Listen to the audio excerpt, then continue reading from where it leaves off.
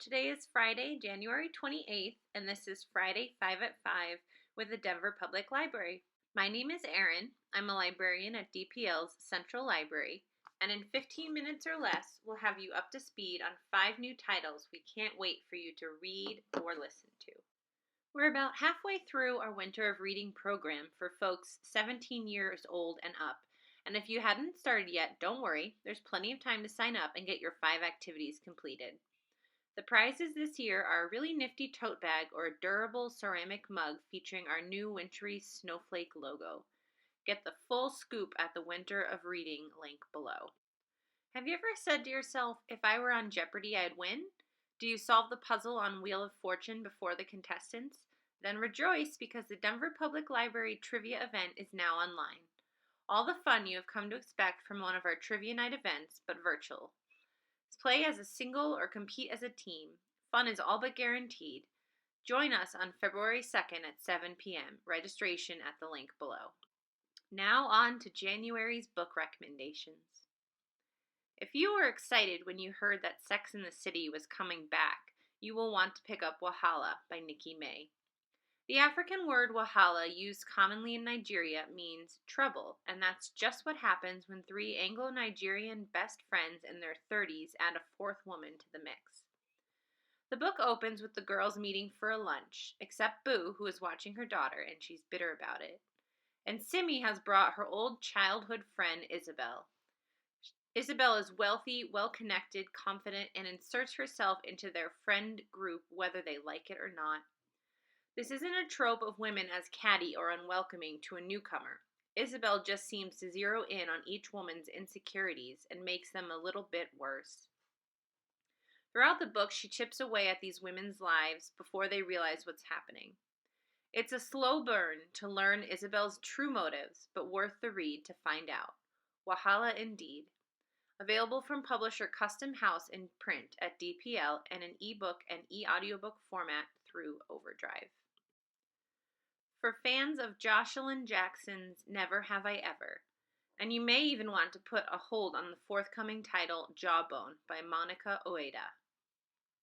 Next up we have I Didn't Do the Thing Today, Letting Go of Productivity Guilt by Madeline Dorr. After 5 years of searching for the secret to productivity, Madeline Dorr discovered there isn't one. Instead, we're being set up to fail. She learned there isn't a perfect recipe for getting things done. The ideal routine that maximizes every minute of the day is a myth, and constantly holding ourselves to unattainable daily standards is simply exhausting us. I Didn't Do the Thing Today is an inspiring call to take productivity off its pedestal, to embrace the joyful messiness and unpredictability of life. For anyone who has ever felt the pressure to do more, be more, achieve more, this antidote to our doing obsession is the permission slip we all need to find our own way. Available from publisher Avery in print at DPL and in e-audio format through Overdrive. For further affirmation, pick up Work Won't Love You Back, How Devotion to Our Job Keeps Us Exploited, Exhausted, and Alone by Sarah Jaffe, and give a listen to Piano Chill, Songs of Billy Joel, reimagined and composed by Christopher Phillips. The next title is from Denver-based author A.E. Rooks, The Black Joke, The True Story of One Ship's Battle Against the Slave Trade. In it, Rooks adds global and historical context to the travesties and tragedies that took place along the coast of West Africa in the 1800s. After England abolished slavery at the beginning of the 19th century, the British Royal Navy's West African Squadron commissioned a ship called the Black Joke to pursue ships that continued to transport enslaved people illegally. In this history of the daring feats of a single ship, the abolition of the international slave trade is revealed as an inexplicably extended exercise involving tense negotiations between many national powers, both colonizers and formerly colonized, that would stretch on for decades longer than it should have. Available from publisher Scribner and imprint of Simon & Schuster, in print at DPL and in ebook format through Overdrive. And check this out, you can join author A.E. Rooks and featured guest Professor Henry Lovejoy on January 31st at 6 p.m. virtually, thanks to Book Bar Denver. Info on registering in the link below. For more on how the slave trade influenced the world, get on hold for Of Blood and Sweat, Black Lives and the Making of White Power and Wealth by Clyde W. Ford, coming in April. And for something on the shelf now, check out Black Hands, White House, Slave Labor and the Making of America by Renee K. Harrison. Next up is Clean Air by Sarah Blake. In the year 2032, trees began producing so much pollen that simply breathing killed millions of people, including almost everyone over age 60 and under age 10. 10 years later, the few survivors of the turning live in plastic domes and try to reduce their time outside as much as possible. When a serial killer starts slashing the domes to let toxic air into people's homes, and Isabel's young daughter starts murmuring clues about the crime in her sleep, Isabel becomes obsessed with solving the murders and ends up embroiled in a police investigation. Japanese folk tales inform the tale, including the tree spirit called Kodama, which heavily figures into this story. If you can move past the eerie similarities between this book and the events happening in our world today, you'll enjoy Blake's world building in this blend of science fiction, supernatural murder mystery, and domestic drama. Available soon from publisher Algonquin Books in print at DPL and through Overdrive. For similar climate change apocalyptic fiction, try Karen Thompson Walker's The Age of Miracles or Matt Bell's Appleseed. Daughter of the Moon Goddess by Sue Lynn Tan is an all-consuming fantasy that is breathtaking both for its beauty and its suspense. Her debut novel, first part of a duology, is filled with intricate world-building, heartbreaking romance, and mind-bending intrigue. The main character, a young woman named Jin Yi, has never met her father, a mortal archer who saved the human world from destruction. But she is also the daughter of Chung-e, the infamous moon goddess who became immortal after drinking a potion that was given to her husband in recognition of his heroic deeds. Jin Yi has lived a lonely life hidden away in her mother's skybound prison.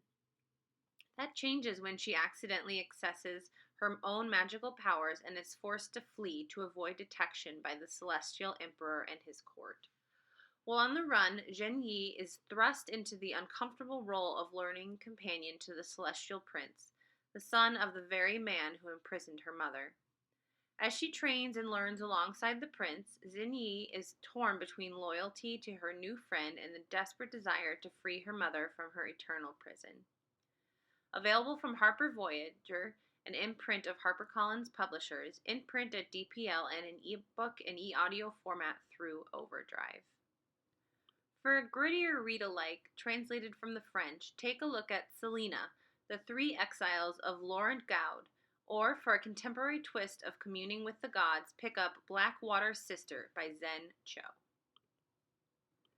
And in case you missed it, or perhaps you wish you had, last up is The Year That Changed Our World, a photographic history of the COVID-19 pandemic, edited by Marielle Eudes. This is a definitive visual history of the COVID-19 pandemic. With more than 450 photographs, this ambitious publication traces the arc of the pandemic from early 2020 through to the vaccine breakthroughs of spring 2021. The talented photographers of Agence France Presse have documented the deep human stories of the pandemic. Active in more than 150 countries and organized into 6 chronological parts, each is braided together with thematic breakout sessions, including topics such as protests, sports, and politics.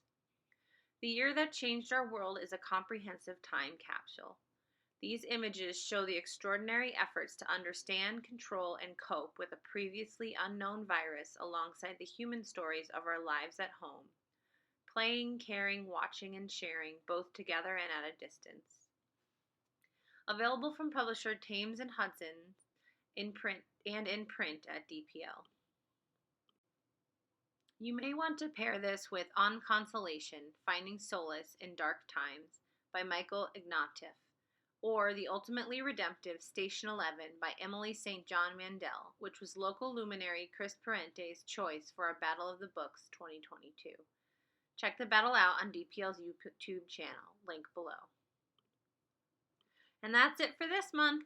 Thanks for tuning in to Denver Public Library's Friday 5 at 5, and we hope you enjoy these great reads and listens.